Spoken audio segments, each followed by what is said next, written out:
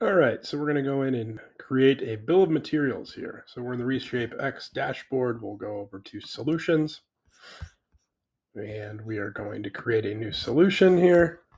So we'll call this one BOM Builder. Attach it to a test opportunity. And then we'll go over to bill of materials.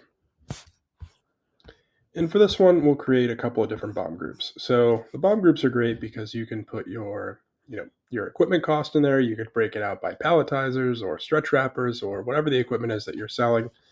You can have a separate group for all of that. So we're going to, just for example's sake here, we're going to call this one equipment.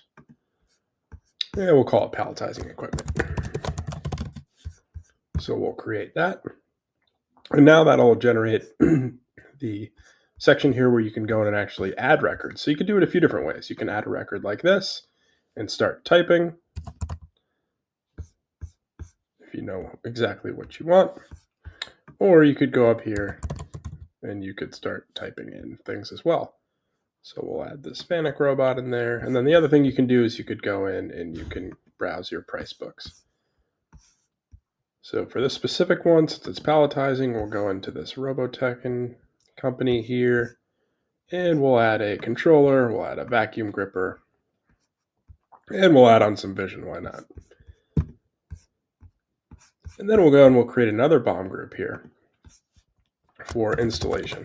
A lot of companies like to bill installation separately or, after the FAT, right? So once it's installed, you might quote an hourly price or a weekly price for install, but it might take longer. So you could go in here and just start typing installation.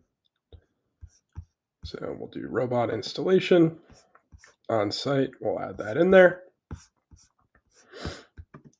And now you have your summary. So you have your summary, which includes your equipment, your freight and installation, and then your project total down here. And that's how you build a bill of materials.